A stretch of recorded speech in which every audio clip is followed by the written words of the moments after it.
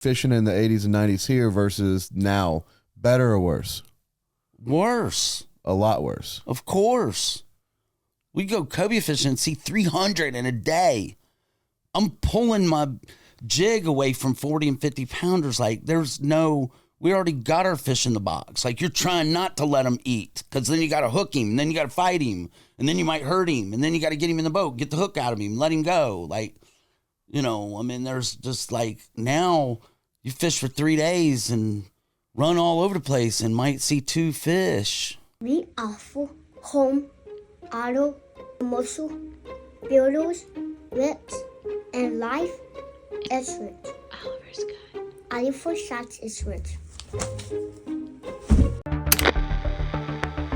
John Barron Podcast.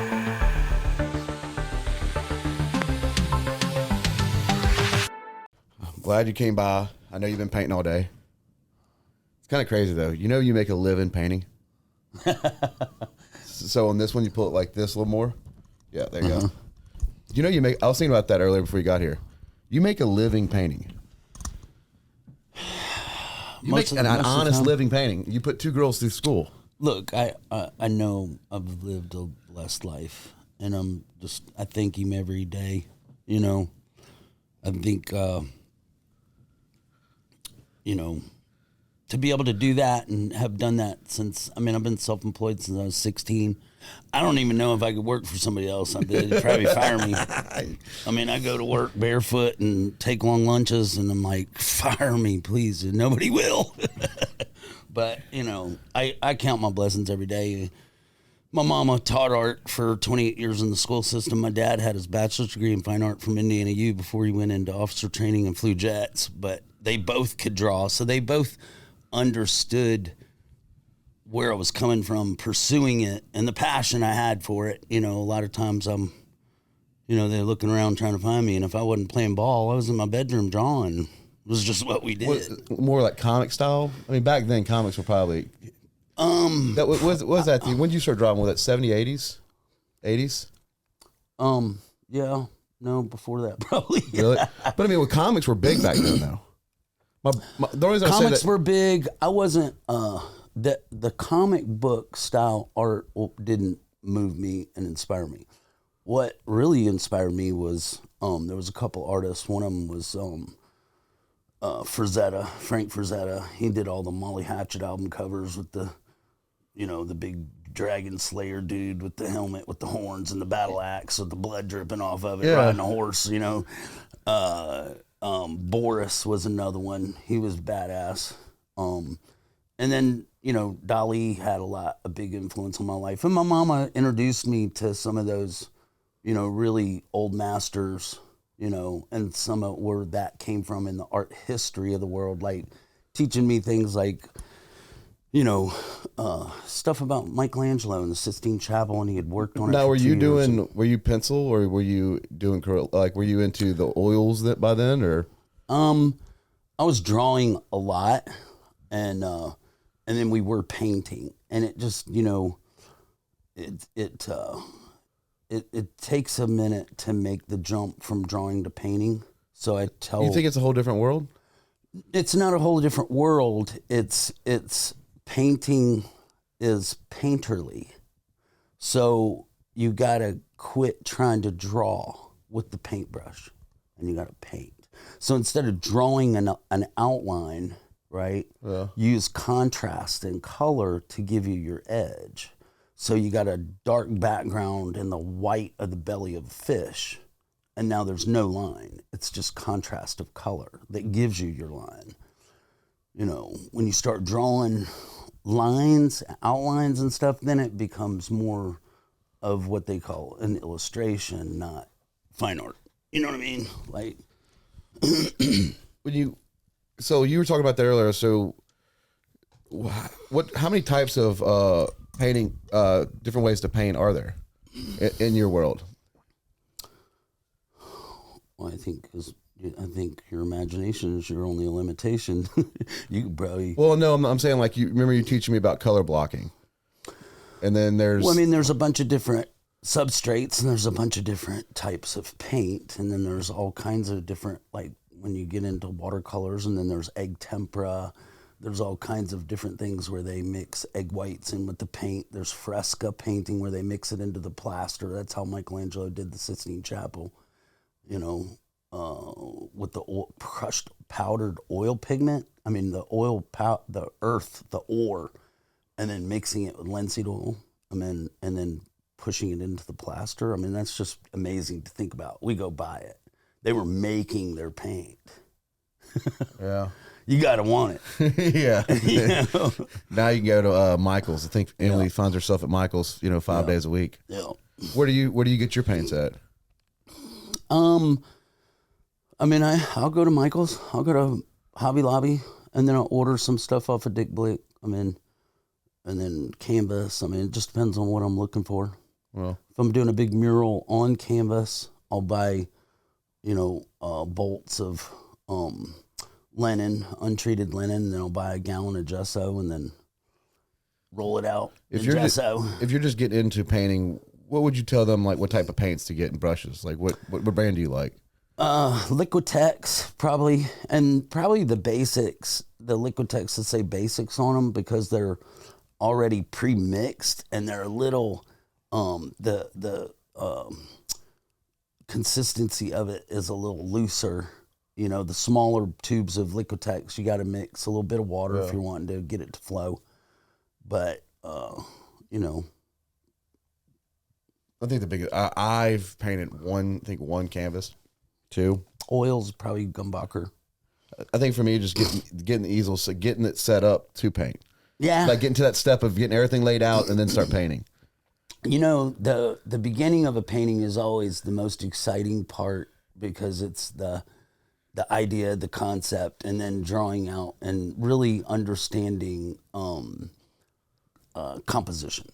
And composition is so important because it's the way your eye moves around in the piece and the energy of that. Yeah. And some people don't understand why they like a piece of artwork. It moves them because there's could be several reasons. One, it could have symmetry, and they're a symmetry type person, and they need balance in their lives. So they look at it and it has symmetry. It gives them symmetry. It makes them grounded, right?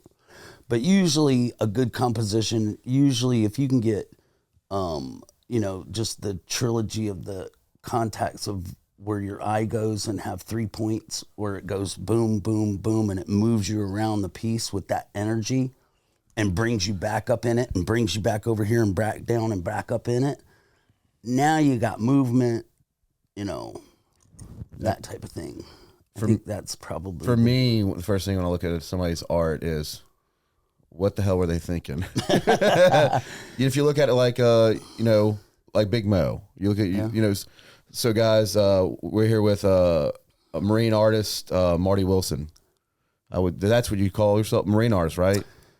You do more art in different ways, but marine artist, Marty Wilson. Yeah. I mean, sometimes I call myself other things. And this is a podcast. He's the godfather of my son. So this is... Yes, I am. I moved to Gulfport because me and him do Photoshop, and we've done a lot of work together. He taught me a lot about Photoshop, a lot. I remember fast tracking. It took me about a year to really fast track it, but I learned a lot from your old school ways. Like I'll tell you, from like when you taught me how to layer mask, it was over with. I was like, oh, wait a minute, dude. Yeah. You're like, and then we started learning. We're able to... It got to a point where now we're able to open up our projects. Yeah. And one thing I did enjoy too about, I would say in the photo world, like kind of apprenticing under you a little bit about Photoshop, was our late night. If you're really into creative lifestyle and Photoshop and you create things, you're up at 1, 2 in the morning sometimes creating. It doesn't matter. If you're really a creative person, you're up late. And that's one thing we shared. We would, 1 in the morning, look at this, and get excited. Like, is this color what it's supposed to look like, or this font? The scariest thing for us is font. Yeah. We have to agree. Font is like, because look, font changes so much. Yeah, yeah. It's a new trend, new style, and that's came such a long way now. Pull this up for you. But Well, first of all, you're giving me way too credit. I think No, dude, serious. The student is becoming the teacher now. You've just grown leaps and bounds, Jordan, and your creative ability and what you've done is amazing. And you're right about middle of the night, like, you know, if we're not talking. You know, I tell people all the time, like, I'm painting, and at 3 o'clock in the morning, I'm like, wow, did you see this? Like, that highlight in the background? I'm like, did you? And I turn around, and there's nobody there. Like right now, it's like 8 o'clock, 8:30 at night. Marty was supposed to be here a couple hours ago, but he was actually painting. He was actually painting a commissioned piece. Yep. I already seen it on his. Stories, his Facebook story. I was like, he'll be here later tonight. If he's not, he'll be here beginning of the week. I think that's one thing I love when you. I know when it's laid out on your dining room table, it's game time. Yeah, something's about to happen. That wasn't even the commission piece. That was just a piece I had to get out today. Okay. The commission piece is like 7 foot tall. I was gonna bring it, but it wouldn't fit in the car. I was like, I'll unveil it on Jordan's show, but I couldn't fit it in the car. It's okay. We'll throw a picture up. My thing that I have to really say that I love about watching you develop as an artist, because I've watched you paint, and it's fun for me. I get to go around. I'll make me a bourbon and watch you, dive into your art. I love how you start a painting. You get kind of frustrated, you get in your zone. You start your painting, and then you hang it on your wall.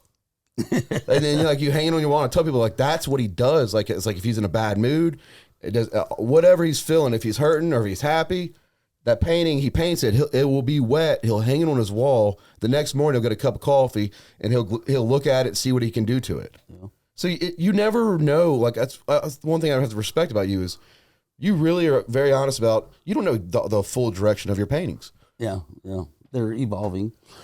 And then you just keep, I call painting, a constant series of corrections, right? So once you get past, your map and your composition and drawing it out, and then you block in all your colors, and then you get it to that stage of getting past the halfway point, then it's, you look at it and go, that ain't right, and you fix it, and you go, that ain't right, and you fix it, and that ain't right, and you fix it, and you eventually run out of fixes. And I can't remember if it was Michelangelo or Da Vinci. My mama, taught me that he's, one of them, I think it was Da Vinci's quote, and he said, well, really no painting is ever finished.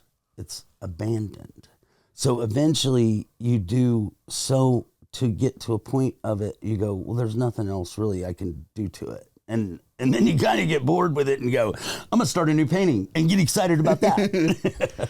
And that's kind of how that process works. But it's definitely therapeutic, Jordan. Like if I couldn't paint every day and you're talking about my emotions and if I'm happy or sad or mad or whatever, anybody that's ever picked up a paintbrush knows that you start painting, you're like, the pressure kind of pulls off of you and you're like, it's very therapeutic. Like it's so healthy. When you finish, let's say like wire, let's take wire. Do you look at it? Do you step back and take it in and go, I'm proud of myself, or do you see the flaws? Well, it's funny you ask about that painting. I'm just curious. Because that painting to me wasn't a finished painting. And my mama stopped me and told me it was finished because that whole story of Wired, I was running the cockpit on the Astro 4 for Bobby Culberson at the time. And I fished on that boat with him for about, I think about 6 or 7 years.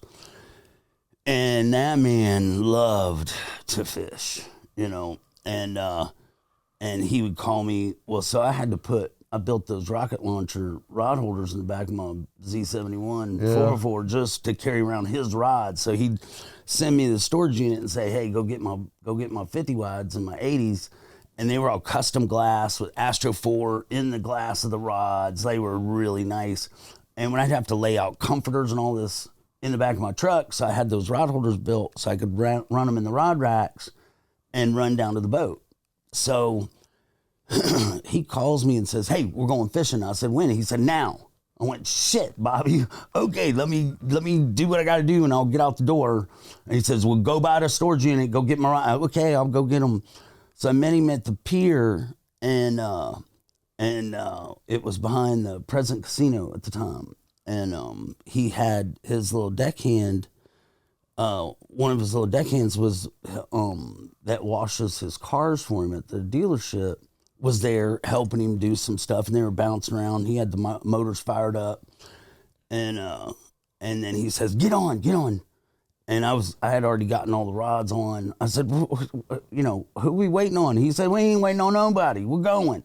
I went, "Just us?" And he says, "Yeah." And I said, "Steven, get on." Steven said, "I ain't going. It's just you and Bobby." I went, "What?" So me and Bobby went fucking 100 miles offshore, caught a blue marlin.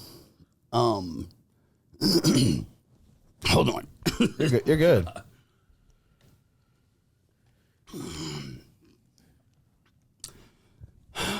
We hook a blue. I get Bobby down there in the cockpit. He fights the fish. I get him wired. We're just in total drift, right? And we were pulling down the side of a rip. And the boat's just kind of drifting off into the rip, and the whitewater and the sargassum's just running down the side of the boat. And I'm got this 500-pound marlin wired up on the side of the boat right here, and the grass is just floating right over his back. And Bobby goes, I'm gonna go get the tag stick. So he gets the tag stick, comes over, and we're trying to tag the fish. And when he goes to hit him with the tag stick, the tag falls out of the end of the tag stick.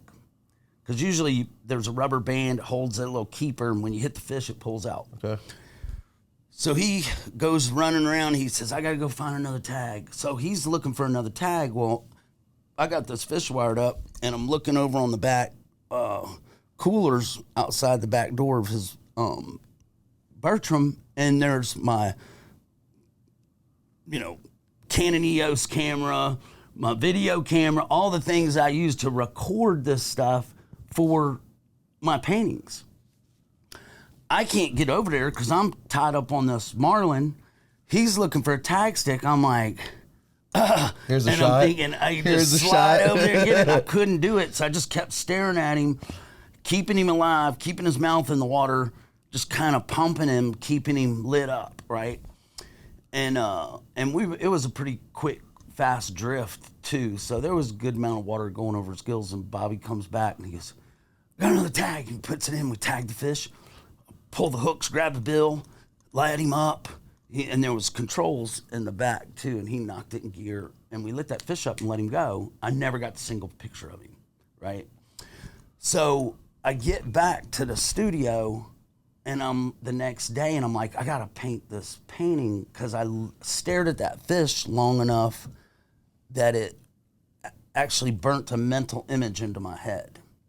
And I had a pre-gessoed piece of masonite that was probably about 6 foot long, and I grabbed some of my biggest paintbrushes and just started sketching him out with paint, and then I kept working it until it got more developed, and then I did this big giant whitewater with the big brushes and get the action going, just to get the whole feel of what was going on that I remember seeing. So you did you did an outline of him, and then you built the water scene around him. I ended up in 6 hours painted that whole painting and tightened him up and got it looking good, but it was really a map to go back and repaint it. Yeah. And paint a whole nother painting. And it looked good. I mean, I still print it today, but my mama, she came in the next day and went, I said, well, no, this is just a map. I'm gonna paint it over. She said, you are not painting it over. I said, what do you mean? She says, it's done. You can't get this feeling when you're gonna paint this again, and you're gonna not have the same feeling of the big brush strokes, the big whitewater, the action, what you captured in that 6 hours. And now you're gonna go back and do it more detailed and more precise and all that. She says, move on. This is beautiful. And this is my mom that's been an art teacher for 28 years. I'm like, let that I'm listening, Mom, because really, really at the end of the day, if it wasn't for her. Yeah. You wouldn't, sorry to hear that. I mean, I'm sorry, bud. Did she go, hey Marty, get that G clay going? Let's get it out. Now, so you did it 6 hours. When did you hang your first G clay? Was it the same day or the next day? When did you turn that to an actual where people can actually purchase it? What was the process? How long did that take? Later. Year later. So I mean, that painting still sits at your home today. Wire? No, the original. Yeah, sold it. So somebody does own the original. Yeah, well, you know, you mentioned I had to put 2 girls through college. Some of it has to be for sale. You know, one's a doctor and one's marketing, you know, in Santa Rosa Beach. I mean, I couldn't be more blessed. So I think that's fascinating, though. And your mom was probably right because you were so disappointed you didn't get that shot that... you know, it's funny how, you know... Oh, I've God missed a always shot. has a plan. Yeah. Like, we can make a plan and then be disappointed about where it didn't turn out the way we wanted to, but it turned out exactly the way it was supposed to turn out. I had this one shot at Peter Anderson, and I missed it, and it was an older couple laughing together, and I was shooting across. Yeah. Because I was running that like a 250 millimeter, but like, and you know that's what I shoot. Like when people are laughing and they're having a good time, and it's like that's where I come in with my camera. That's where I come in, and I missed it. And you're so great at that, at capturing raw emotion with people when they're not paying attention. That's what I love. Yeah. I love it because you see it. Like for me, I love shooting everybody, but I love shooting elders because you see like they have so much history and so much, you know, they're at that point in their life now where it's like, who gives a shit? We're going to dance in the street. We don't care. Yeah. There's no, you know, you're not keeping up with Joneses anymore. Yeah. There's a lot as you get older. I see that with myself. You know, I'm hitting closer to 40 now, and the smaller things in life are more important than ever. Yeah. And you're going to see more of that in my photography. Now I can shoot on an iPhone, I can shoot anywhere I want. But that is my thing. I love like being able to capture people and when they don't, because people have a bad day and you capture that one photo of them. I can't tell you how many times I've shot an event and I've seen tags of just like everything go to their profiles. You just watch it. You watch it. Just, you know, it's a good photo. It shows a good photo of what you actually look like. You know, people have a hard time, you know, thinking they look, you know, feel good or look good. I mean, we're our worst critics. Yeah. People. I mean, there's people that like me. I can't stand the way I talk. Really? Yeah, I can't. No, I mean, I really can't. You have a great voice. Thank you, but like for like podcasting, it's hard for me to go back and try to edit a podcast because I can't handle the way I talk. Like that's funny, dude. It is so horrible. I'll sit there and I'll sit there and smoke, and I'm like, kind of cringe. But that's what it's for. I mean, this for me is to get me out of my comfort zone. Yeah. Ultimately. But you're genuine, dude. Like, and your love for the coast and people and small business. I mean, all that shines through with all your efforts and what you do for people and Marty, their businesses. I just want to tell you kudos to you. Appreciate it. You're the same way. That's a genuine, you know, thing that, you know, is not celebrated enough. But there's so many people out there. You look at Stacy, Captain Owls. Give Stacy a shout out. Stacy's awesome. Yeah, she is a coach. She is 100%. There's so many people I've met like Stacy, all about the coast. Yeah. The development over there that's going on with the wharf. But it's for her. She wants to bring fun to Gulfport. She wants to make a difference in Gulfport. Man. To build a resort for people to have fun. You know, some people can't afford a jet ski. That woman is a mover and a shaker, and it don't matter male, female. Can't keep up. She's a powerhouse, you know, man. And that girl, she don't take no for an answer. You can't tell her no. Like, no, step out. She just gets it done. Like, gets it done. Like, I'm so impressed with her. She's amazing. You know, you look at people like Corey Christie over in Biloxi. You know, he's over there at Main Street. Corey's the one that is the reason they do murals out there now. Okay. Like he's the reason they're painting the streets. You know, Corey had the band he was in the band Blackwater Brass. He owns Making Groceries. I think I met him when Neil Ladner was playing with him. Yeah, Blackwater Brass. So, but Corey took art, chalk. So when I first met him, he was over Ocean Springs at Walter Anderson Museum, and I watched him like bringing kids and letting them do chalk on the sidewalks. Fascinating. Then Corey started doing, bringing people in, getting cans, doing murals. And you start bringing in color. Yeah, that's all. Like Corey really pushed that. Like me and my mama's first art gallery was in the Ville Marché. No, I didn't know that. And we were on the Main Street committee, and then I did Biloxi's 300th tricentennial poster, and then we turned it into Afghans and used it as a fundraiser to get the awnings taken down in the Ville Marché so you could drive through it. Really? What year was this? At the very beginning. That was probably mid-'80s, maybe, somewhere in there. Was it ArtFX? It was the first one, yeah. Was it called ArtFX? Mm-hmm. We've been in Gulfport for 30 years. Are you bringing that back? The name? I can't. It's can't. Marty Wilson Galleries. Yeah, Marty Wilson Galleries. Yeah, we should do some throwback. ArtFX it died with Mama, so. We can't throw back some hats. We can. You know where she got that from? That was my first graphic design business, and it was called Artifacts, and I had this little robot dude at a drawing table with these chartreuse yellow business cards. Wouldn't be bad though if we did some throwback some trucker hat artifacts. If you know, you know. Yeah, I've been trying to get John to get me the Copa Casino logo, and I want to do a Copa Casino trucker hat. I think there's a lot of people. I think it was Randy Patrick's. I seen him have one time. See, how my relationship started with them was John's dad. So John's dad did the Pride of Mississippi. Yeah. The gambling cruise boat.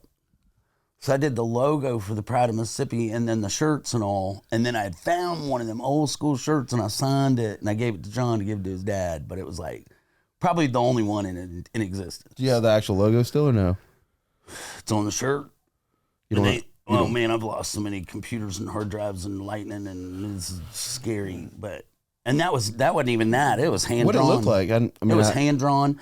I had a cruise ship coming straight at you with a old 80s style triangle with the drop shadow with the palm trees, like Miami Vice shit, like 1982. Yeah, that's cool. Definitely. When did you take on your first logo? Like, there's another thing too is you do the marine art, but you also are a graphic design artist. You've done a lot of company logos.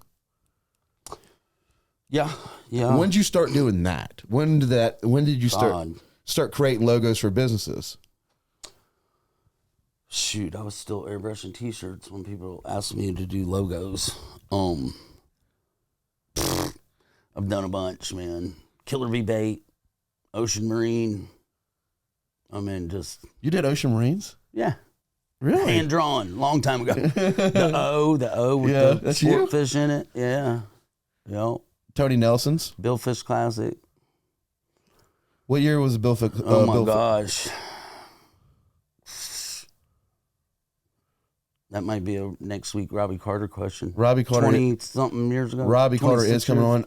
And I 26 years ago. Was it 26? I don't know. I told Robbie, and this is your last shirts for 16 years, I think. Told him, come on the show, talk to me like I don't know anything about fishing. Well, you got my lionfish hanging on the wall. So that's actually that is a lionfish. Come on! I thought you were gonna tell me what it was. It's a Nassau grouper. It's a Nassau grouper. I got it. Who says you don't know your fish? Me, I have to drink some Hennessy to that. Yeah, do it. No, that was so funny when Trey called me out. I never knew, and then Trey was like, "You were like you're bragging about your lionfish." Yeah, OCD he is. I was on the phone with him today. He did a trial run in his Costa. Oh, nice. He's got a 37-foot Costa being. Nice. He'll be done. Cam's. Mm-hmm. Yeah, Cam's got the 26. His 37. The Cam's 26 is massive. It's beautiful. He's got this. He's got a 37. I can't. It's going to be even larger. I couldn't imagine that boat at 37. That's what I'm saying. Cam's boat looks way bigger than a 26-foot. Yeah. He did a sea run yesterday, and he's just got in today. We went and chased some wahoo. Couldn't find anything with some stripes, but we found some tuna fish anyway. With Cam. On that boat? Yeah. Is it smooth ride? It's insane. We went to the Marlin rig and back. and bounced all over the place. And I think we burnt 135 gallons of gas. Is that good or bad? It's insanely good. That we ran 250 miles. Like 2 miles to the gallon. That's insane. What's about normally? A mile to the gallon in a 42 or something. What's yours, like a 30, 28? I got 25. 25? I get about 1.6 or something. Ain't bad. No, it ain't bad. But have you been fishing lately? not often enough. I went with Cam last time, and now I'm going to Cabo. When? So the boat that I'm fishing on. When? The April. Oh shit. In April, the Miss Mason. It's a 54 Viking. Run the cockpit on there, ran last year. Yeah. So we have the CBS affiliate, the ones that do the I think it's called the Offshore Sport Fishing Championships. So they follow the tournament trail. So we'll fish all the tournaments, and then some of those are qualifying events, and we qualified, and we're fishing the Cabo World Championships in April. So it's an invitation deal. Pretty cool. It's all going to be broadcast like a PGA Tour? Is that kind of the concept behind it? Yeah, Okay. they've been putting a TV camera on our boat. So, Are you nervous? no. No, but I always say the co-star better show up. So, I mean, you really, some of those tournaments, man, I mean, really, first place $500,000. Like, you're fishing for one fish, so. What's the billfish? Huh? What's the prize of the billfish? Almost 500,000 if you're in across Calcuttas and all. If you're across the board, it's a $500,000 fish. Yeah. And what's the entry fee normally of these kind of tournaments? 5,000. That's it for that. I mean, Yeah. Well, Calcuttas, you got to run somewhere between 40 and 50,000 across the board. Side bets. You're just side betting. so if you own the boat, do you split with the people on the boat? How's that work? I've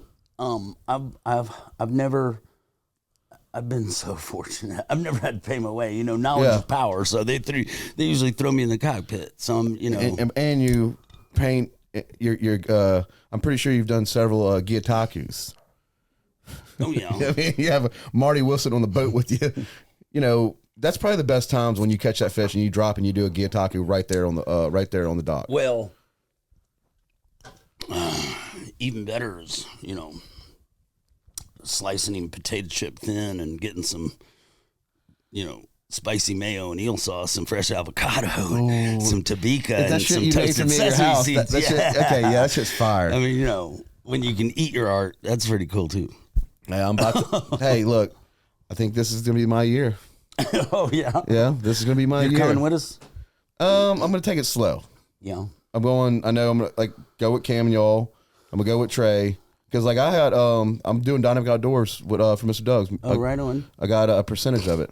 Right on. So DJ's the main owner, but it's me and DJ, and DJ's got a little more percentage Let's do of me. some shows. I did some great shows. Oh, I know. Doug. So what it is DJ's got the majority. I'm right underneath him. We're going head to head with this. We're going to be creating a few different products, but yeah, I've got all the footage, and I'm about to go through the footage and start. So my idea behind the show, and I'm going to tell it because if you want to try to copy, you're more than welcome to try to copy it, but you got to do it first.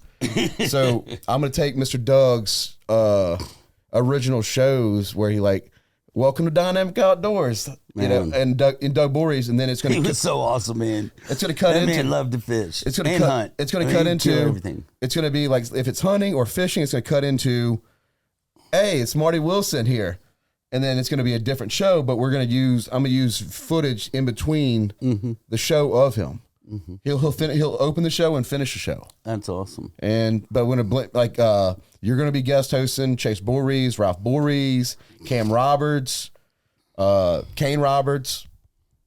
There's going to be a lot of people. Trey Cherry. There's going to be a lot of people that love and respect him that are going to be coming in as guest hosts. I don't want to have a main host for this. I mean, Chase Bullrees will do more of the main hunting because he does public domain, and that's Mr. Doug's first cousin, and he's always hunted with Mr. Doug, but he does public domain hunting.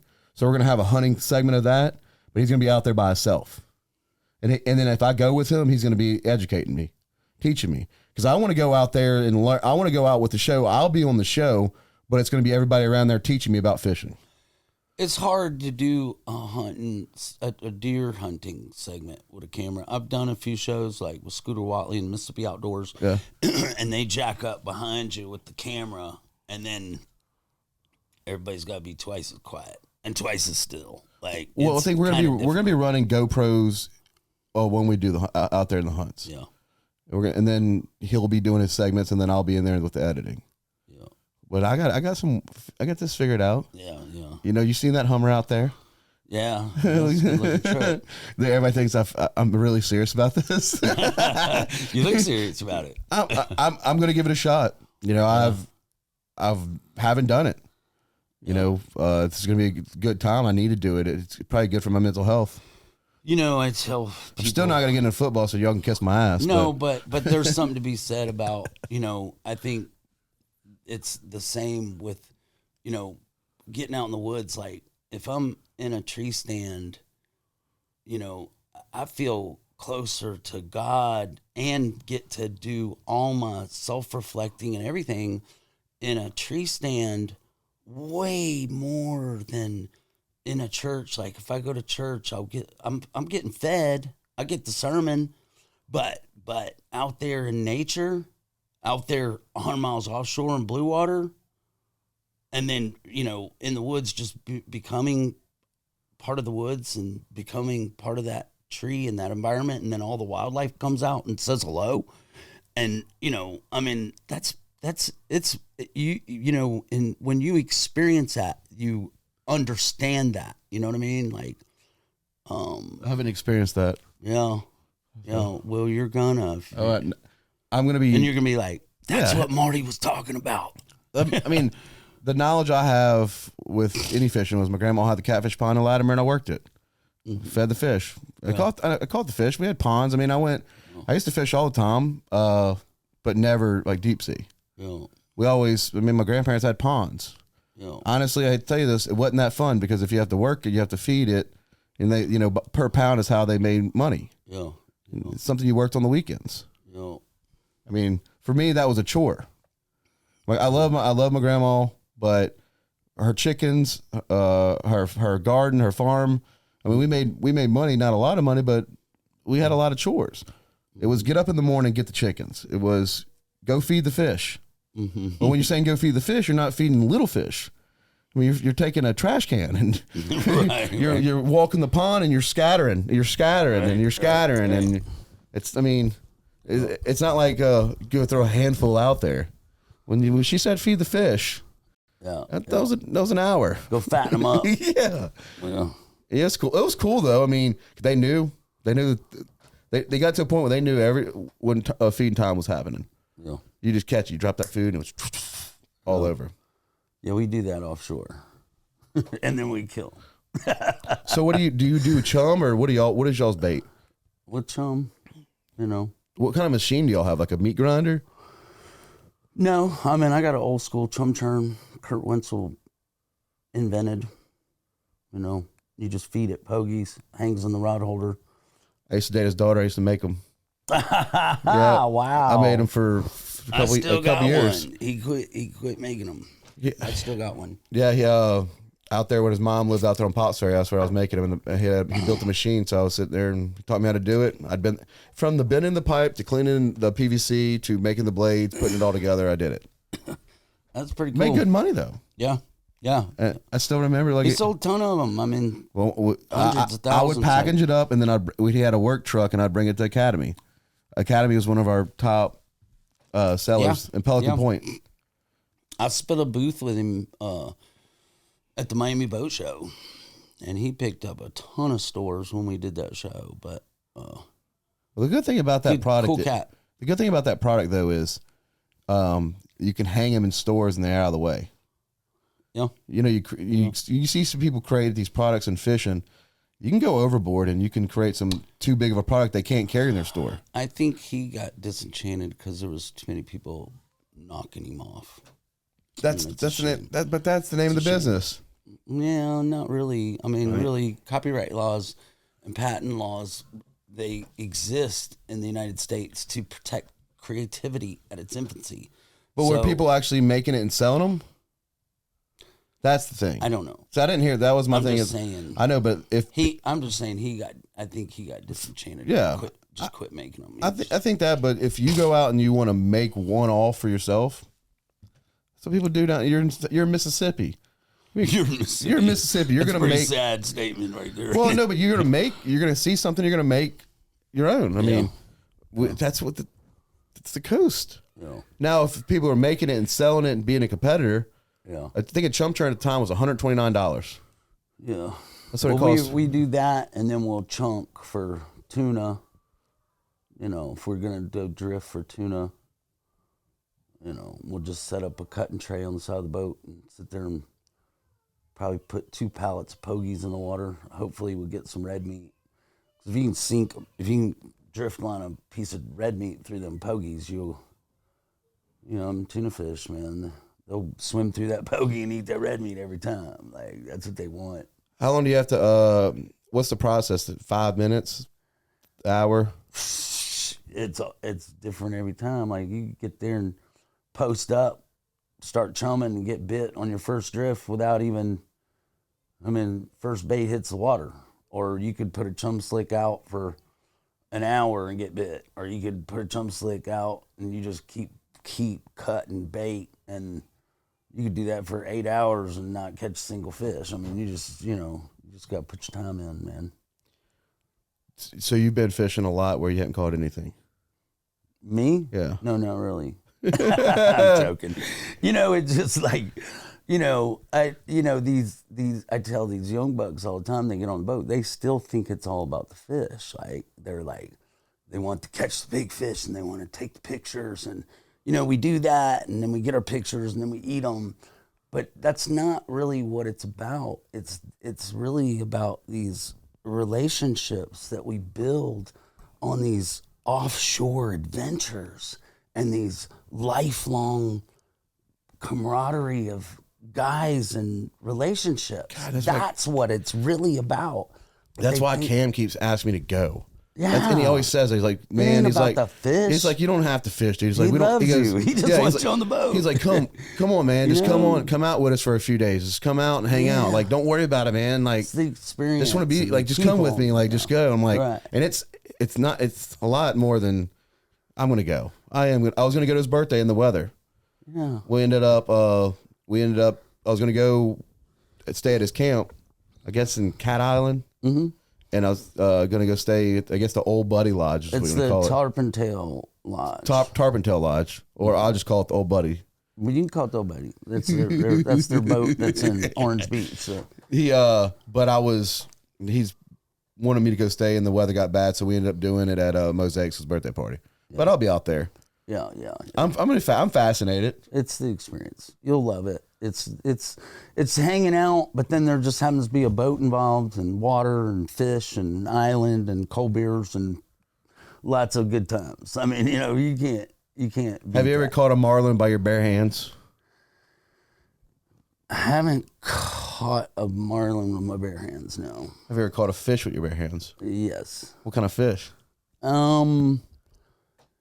So we were doing a show with Barry Foster on Gulf South Outdoors. We were doing that like every Sunday for like 2 years. And we were out there at the rigs, and it just kind of blew his mind, because it's like, I've spent way too much time out there, like, than one man should. But there was probably about 5,000 spadefish, just up flipping on the side of the boat on the water, like they were feeding up top, and playing around with some jellyfish and stuff. And then I was like, they were all in the middle of the lull of the midday. They'd all fixed a sandwich. So I just leaned over the side of the boat and I started picking off pieces of a pogie in the water and had my hands in the water, and I kept getting the fish to come closer and closer, and then they started eating out of my hand, and then while I had them eating out of my hand, I started sliding my hand under the other side of them and rubbing on their bellies, and finally I said, "Barry, get your camera." He said, "Okay," and he puts it over the side of the boat, and I grabbed one and threw him in the boat. And he went, "You didn't just do that?" I said, "Yeah." I said, "That's just a sign of spending way too much time out here. That's all that is." So let's get into One Gulf, One Goal. You were just awarded how much money? Well, what's the project? Very, very fortunate, and I think that what's something you've been talking about since we've been friends? Well, we're I think building artificial reefs is very important. We put like 6.6 million pounds of artificial reef material in the water right there in the spring. Gulf Coast Fishing Banks has been doing it for a long time. We just got awarded 1.8 million by Governor Tate Reeves. We're gonna build 300 10-foot tall artificial reefs. So custom. Well, I've been designing some stuff that it feels more organic, because I'm not happy with what has been being put in the water, because I think it looks and feels too man-made. So it doesn't look like it fits in the marine environment. So I've been designing some stuff that looks pretty cool. And I think it's a better design. I think the stuff that really works for the artificial reefs is stuff that has little, smaller stuff in detail with the big stuff. Like, because there's like big pyramids being put out there, and they got windows and stuff, and the fish can swim in and out of them, and they're going to hold fish, but there's really no place for the bait fish to hide, or the juvenile snapper, or the juvenile grouper, or whatever. So they'll hold bait fish, but the big fish are going to move in, and they're going to clean them off. And once they clean them off, they're going to move on, and they're going to go find another reef to feed, because now the food source is gone. It's all about the food. And then the bait fish are going to come back, and then the big fish are going to come back. So that's why sometimes you go out there and fish some of these artificial reefs, and sometimes the fish are there, sometimes they're not, because a school of fish move in, they clean it off, and then they move on. So really, you need small crevices and stuff. That's why I got really excited about the shore jacks that we put out in FH 14, because that was a ton of material, and it was a bunch of broken pieces. We went back out there 5 months later at the end of last summer, and it was probably, I don't know, 2 to 3 acres, and we're in 30 foot of water, and the snapper were 20 foot off the bottom thick. So when you dropped your bait over the side of the boat, 10 foot down, you had a snapper on, and they were all in that 8 to 10 inch long mark. Great sign, like instant. That's sick. Instant nursery, just an instant nursery, and that's gonna be beautiful for our Mississippi artificial reefs, because that was in state waters. One thing I had a lot of respect for you was you called me and we were talking about, you just got awarded this money, and in Mississippi, we live in Mississippi. This is our home base, and you want to build these reefs, Mississippi, because we live here. Yep. I love that about it, because you're like, hey, we got the money in Mississippi. We're doing it Mississippi way, and we're going to spend the money in Mississippi. Dude, that is. I told Kathy, we're going to keep it right here. We're going to keep it right here. Kathy Johnson over there at Lindmark in D'Iberville. Mm-hmm. You met her before. But I've been working with her trying to figuring out the art show we're going to be doing at Captain Al's. Oh, yeah. About financing your art. So people, you can go. We're going to be having an art show in April, and my goal is to find a lender, which is Kathy's working on right now, to be able to purchase Marty's art and be able to finance it. That's brilliant, because really, but listen, I told her about what you said. I said, look, Marty's got this money. I said, one thing you love about Marty is he's not going to give the money to Louisiana. He don't want to go to Louisiana. He doesn't want to go to Alabama. They all have their own projects. Florida has their own projects. He wants to get the money in Mississippi, make it in Mississippi, and make it happen in Mississippi. And she goes, that is awesome. She goes, that's what the money. She goes, the money is Mississippi money. Yep. That makes total sense. She said, stay in our coffers. Yeah, she thought that was. I mean, I have so much respect for you when you stood your ground on that, and I love that because like you're putting us on the map with that. You're opening a whole different lane.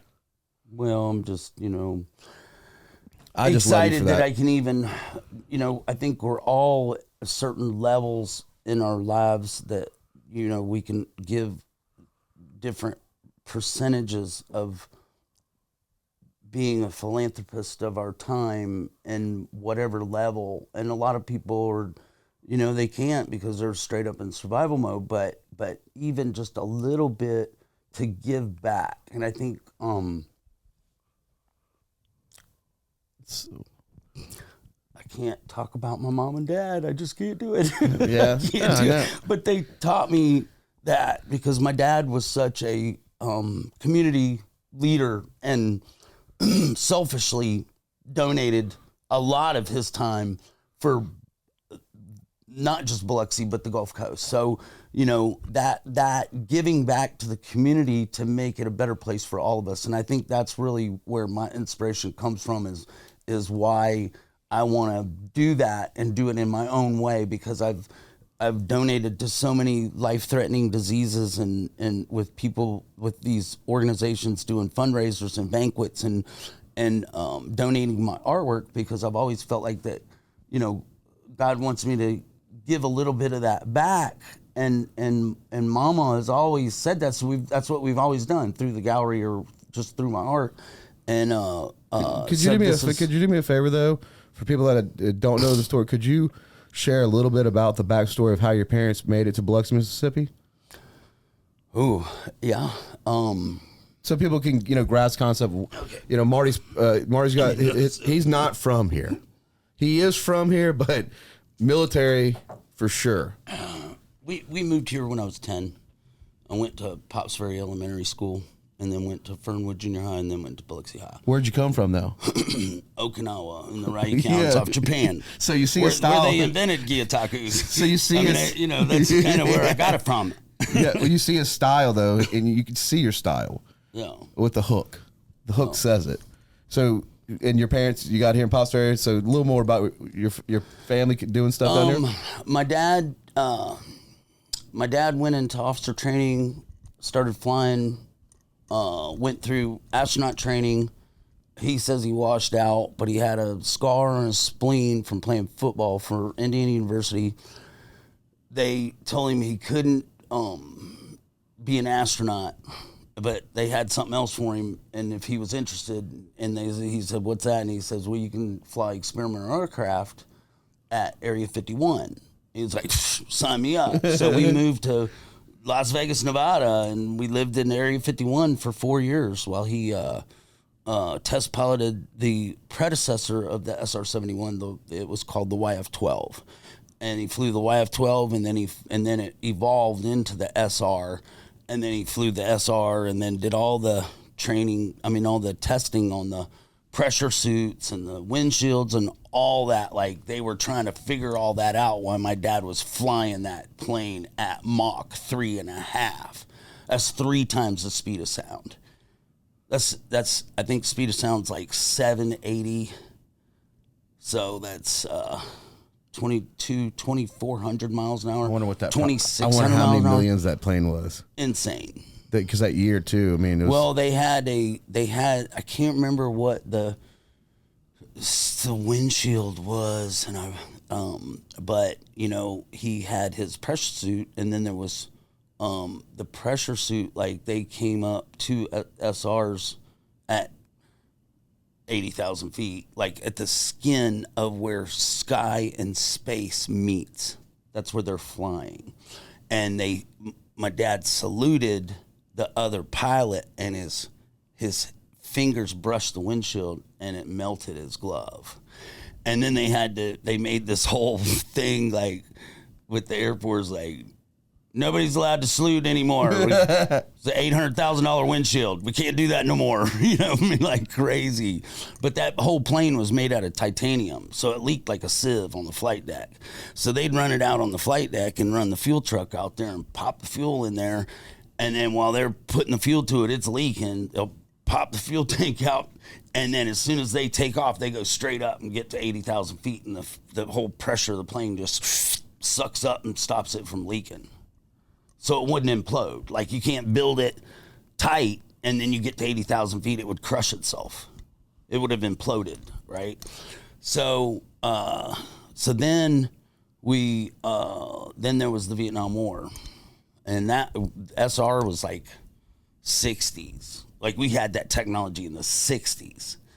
And then he flew like 386 missions in Vietnam. Probably not supposed to be here. Just a true American hero. Like, he was watching the front gate. That's why we get to enjoy the freedoms. Yeah. Cheers. Badass dude. I shared many drinks with him. Oh, yeah. Badass dude. Yeah. We very much, I mean, we just lost him not too long ago, so it's been tough on Marty. My hero. So, you know, so your dad came, you got here over in Biloxi.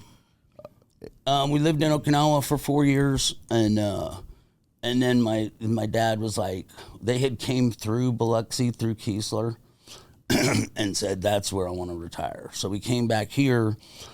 They pulled him out of the cockpit and put him behind a desk and put him in charge of MWR, which is the marina and the we got the boats and the NCO club and all the fun stuff, right? And then he got bored with that and retired. Then we bought Wilson's Fish Camp on the Point, and I grew up on a shrimp boat. Learned how to shrimp and catch fish in Back Bay, and me and Mike had our own skiffs and giving the trout, terrorizing the fish. Like, so I mean, do you miss having that fit? I wish you still had a fish camp. That'd be one crazy gallery. That'd be one crazy gallery. The fish camp was cool. Shrimping's hard work, bro. Like, I got mad respect for commercial shrimpers. Like, we'd come in from shrimping, when your fingers swell up so big you can't even make a fist because there's shrimp horns, and the shrimp acid is taking off the top 2 layers of your skin on your hands. Like, we'd come in from shrimping, and at night, because we got to go tomorrow, and then you take baking soda and make a baking soda paste with water and just cake it on your hands, and then you just stand around and wait for it to dry. And as the baking soda would dry up, it would draw the poison out of your hands. Oh, shit. And then when it got completely dry, you just crush it and get it off, and then wash it off in your hand. And you can move your hands again. Like, you can close and make a fist, but your fingers would be like Snicker bars. I mean, just everything out there. When you. How big was y'all shrimp boat? Oh, it wasn't big, like 26, 28 foot, something like that. It was a live bait boat. Like, we were live baited for the camp. We weren't doing commercial shrimping offshore. You were selling? We were catching live bait for our bait shop. Yeah. So we had live shrimp. How about worms? How'd you get worms? Worms? Did you get any worms at your bait shop? I don't know. I mean, we had worms. No, now that's like, I saw a meme, and there's these 2 girls, and they're talking, and then and one of them's laughing. She got her hand over her face, and she says, he said he fishes freshwater. Yeah, we don't have worms. Shit, these are questions I gotta ask. Oh, okay. Look, you're on here for my enjoyment of me learning shit. Well, I'm getting entertained. Yeah, well, I don't know shit. Can't wait till Robbie comes on. I have to talk about tournament shit. I'll be like, I know I help out at the CROAKER Classic, and that's a crazy ass event. That's a tough event. Because, my big thing is like 16 years. Well, you got to worry about people cheating. Yeah. Like, that's a scary thing. Well, it's horrible. But it is competitive, so people like to cheat. But I grew up in a day where we fished tournaments, and you're fishing against other grown-ass men and kicking them in the teeth, and you do it fair and honest and integrity and all these words that they don't even have the definition of anymore. How many years is the CROAKER Classic now? I've been helping like 5. I think 6. this will be 16. I think. You know, now it's just like it's this whole. You know, it's branded, and people the memories that people have with their families and their kids from this tournament is just amazing. I mean, it's like a whole CROAKER Classic cult thing. It's so cool, man.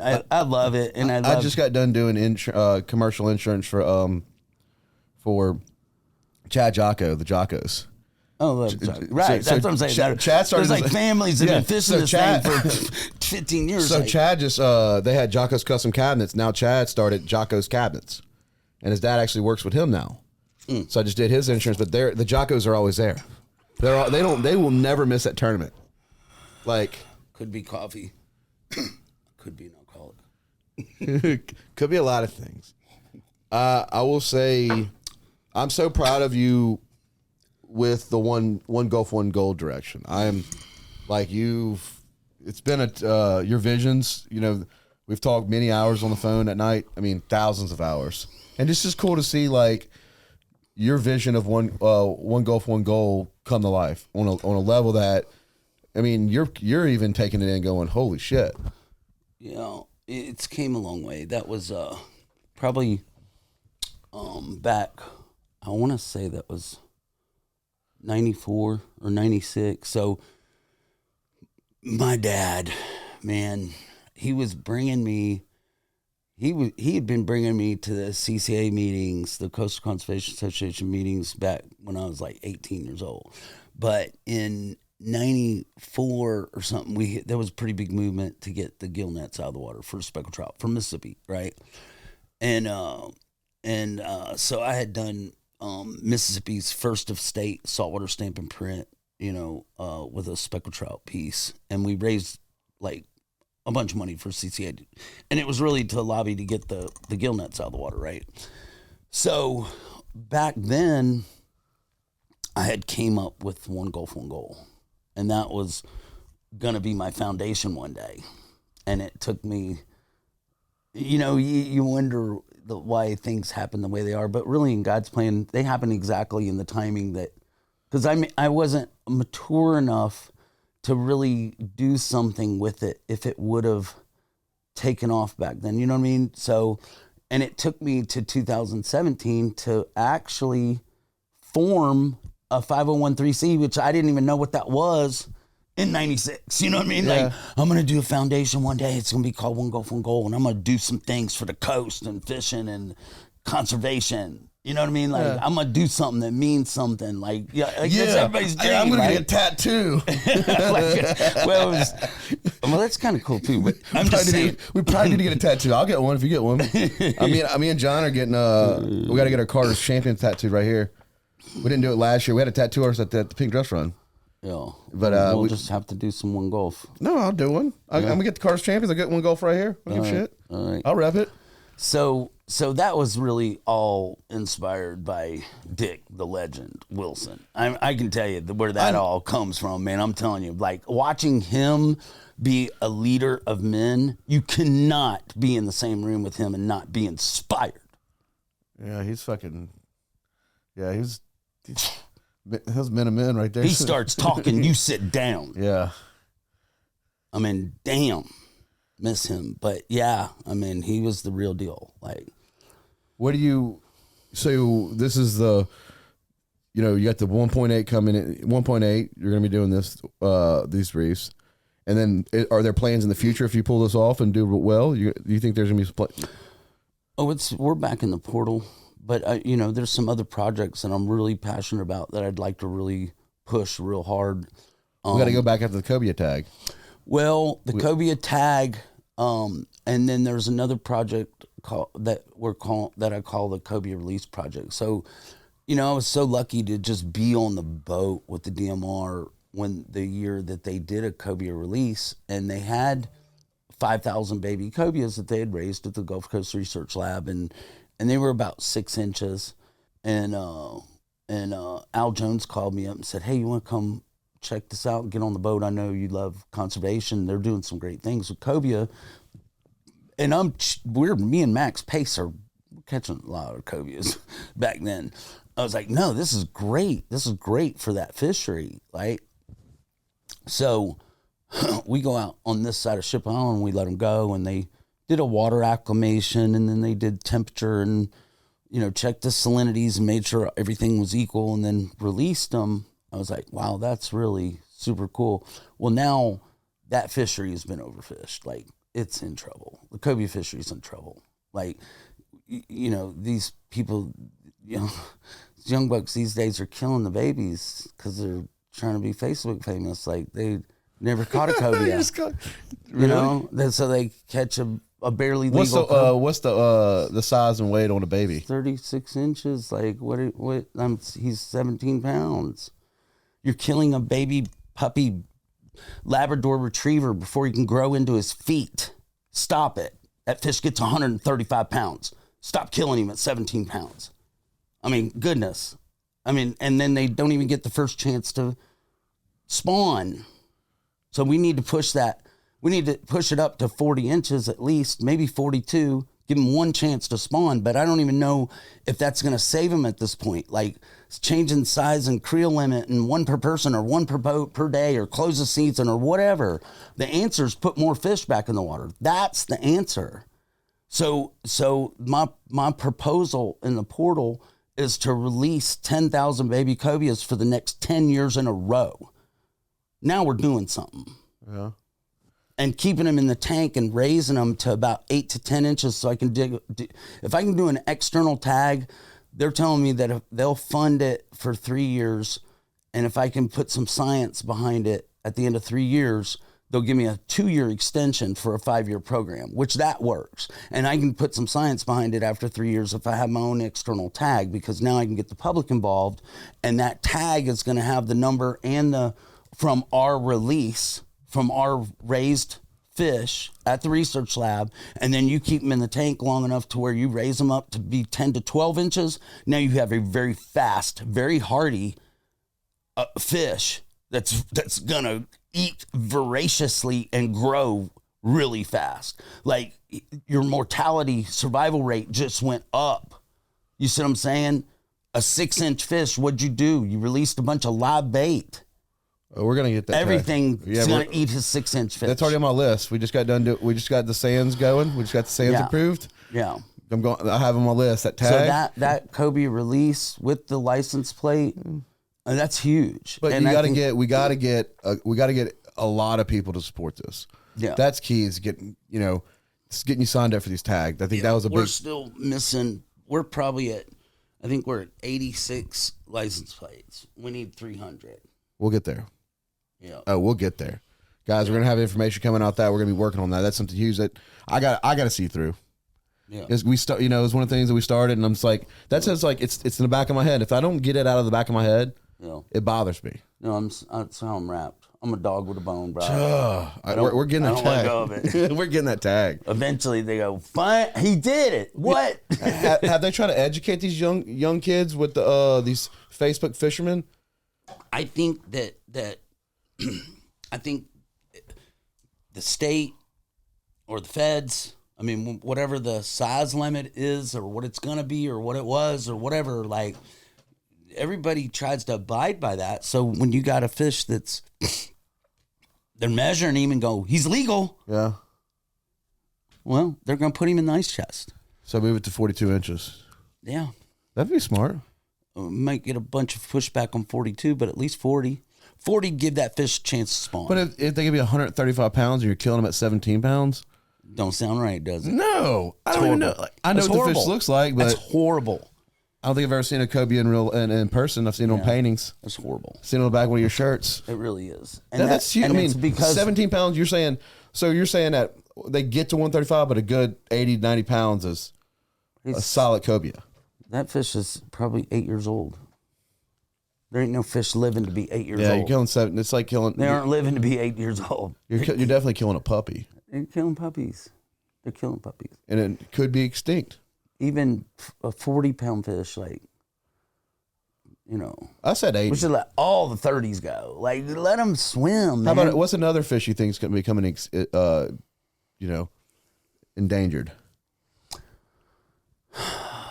Because I do see a lot of these Facebook. Well, Facebook I can tell people. you right now, the whole purpose of, the artificial reefs and building that and getting really, the fishing banks is doing a great job, but really as fast as they're pulling the oil rigs out of the water, it's not rocket science. Like they're called reef fish. So if you take away all their houses, you're going to reduce the population. Yeah. Idiots. So stop or be in a hurry replacing it with artificial reefs. So there needs to be about 10 of fishing banks and One Gulf, One Goals and anybody else that, really, I just hope to inspire people that they can make a difference. Yeah, you're doing it. You're doing it. I mean, it just takes time, man. It's not overnight. I mean, you got to... And the youth. But that's what we need to be inspiring, because their planet, we're leaving them, and we pretty screwed it up pretty good. I'm trying to fight for a skate park right now for Oliver. Yeah, that's it. Right. I don't know shit about skating, but I see that my son, Oliver's getting blues in schools, dude. He's getting yellows and reds, and now he's getting blues in school, and it's skateboarding. It's skateboarding, and it's like Tyler and the Gulf Coast skate park association. Probably messed up their name, but they, another one gave me waters. Andrew Allen Allen Beverages donated some waters. You got people like that will jump behind you too, and that's one thing I'll say. You got. I think it's just getting the message out with the youth. Will probably educate them a little more on the fishing stuff, because if they're going out taking these 17-pound cobias, you're not really giving a chance. Well, not just in educating them on the conservation side of it, but really inspiring them to be involved. Just be involved. Like energy, manpower, like, you can have 100% of your efforts, or you could have, 30% of 3 people, but you take, 10, 20 people, and you can move a mountain and build a city. Or you need 2 Stacys. Yeah. Yeah. I don't know. You may just need 1 Stacy and 2 Martys and 2 Jordans. God, I love that. Like I was like, we're gonna make it happen. Like I said, I don't know shit about this world. I'm slowly learning it. I'm on this team with you because this is something like I'm getting behind you. It's just like to go back to the saying. Told Butler this one thing is like, Butler, we're going back and forth. He's like, well, you do so many things. It's like telling me, and I'm like, yeah. I mean, to me, yeah, but I don't watch movies. I don't watch football. I don't. I go after causes and fight. Like I'm going to fight for the Sands. Yeah. I see you sad about that, Butler. I'm fighting for it. Yeah. And I see you with the tags and what you're doing. I'm going to get behind you. I don't have to know the whole entire message to say, hey, you know what? You're a brother to me. And if this is something that's at the bottom of your heart means the world to you, I'm in. Well, and it does, but it's the whole premise of this foundation and what we're doing with the foundation is really it's called One Gulf, One Goal. Like we're all in this together. So we just need to work together. So it's trying to pull everybody together for one goal, like the research lab, DMR, fishing banks, and anybody else that wants to be involved, like all those organizations working together to get stuff done is powerful. Alabama is kicking our butts. Their artificial reef program is off the freaking hook. So what do you think about fishing in the 80s and 90s here versus now? Better or worse? Worse. A lot worse. Of course. We go cobia fishing and see 300 in a day. I'm pulling my jig away from 40 and 50 pounders. Like we already got our fish in the box. Like you're trying not to let him eat, because then you got to hook him, and then you got to fight him, and then you might hurt him, and then you got to get him in the boat, get the hook out of him, let him go. Like, there's just like now you fish for 3 days and run all over the place and might see 2 fish, maybe 2 cobias Oh shit. during the migration. Like, that's not good. Destin quit doing their tournaments. You know why? The fish are gone. They've been overfished. That's what I'm saying. It's past the point of trying to save them with creel and size limits, you know. And we may have gotten a bigger percentage of the migration over the past couple years. And fish are smart, man. I mean, they may be choosing a different migratory pattern, like, you know, instead of coming down the beach, or it could be, you know, more north winds. More days of north winds, which pushes them offshore. Like, they come up from the Keys and start punching in around from Panama City to Destin, and then they'll run straight down the beach. All the fish are heading west, right? They're all migrating, right? So a southeast wind rolls them up on the beach. That southeast wind, they're riding them waves. All they got to do is just the least amount of energy, just kick their tail. They're surfing on top of them waves. They're migrating, right? So that southeast wind is quarter seeing them from behind and pushing them west. So you get a straight west wind hitting them in the face, it drives them to the bottom. You never see them. They can't catch them. Can't catch them. You don't see them. Then you got a north wind that pushes them offshore, and now the line is deeper. And if the line's deeper that they're swimming on their migration path, they may be swimming deeper. And then they get past Orange Beach, hit Mobile Bay, and that putrid water coming out of Mobile Bay, and they, I'm not swimming through that. They go around it. They go on the backside of Dolphin Island, come down the backside of Petty Boy. Then they got Horn Island Bar. We start catching them. Then the water starts coming up behind Ship and Chandelier, and they hang a left. And then they migrate down, and the whole first half of that migration ends up on the other side of the river, and they're in Fouchon. And this needs to happen soon. Yeah. So your goal is to do 10,000 a year? Oh, you're talking about the Kobe release project? Well, I'm talking about, like, how do we like fix all this? We need to hurry, start getting busy. Yeah, we gotta get busy. I mean, I think you have to move it up. If you're telling me, like, that's one thing it's a lot for me, because I don't understand it. Well, I'm hoping, like, a platform like this, like, if we can say it enough, maybe it'll fall on the right ears, and somebody will say, hey, I want to help with that. Here's how I can help with that. Or tell me how I can help with that. How can they reach out to you if they want to help? Man, OneGolfOneGoal.com. Google Marty Wilson. I'm pretty sure my phone number's attached to it. Reach out, guys. Like, honestly, reach out. Would you come on for part 2? Me? Yeah. Heck yeah. All right. Well, guys, reach out to One Golf, One Goal. I'm gonna hang out with Marty for a little bit. It's a late night for us. I'm serious. If you want to get behind this, One Golf, One Goal is looking for volunteers.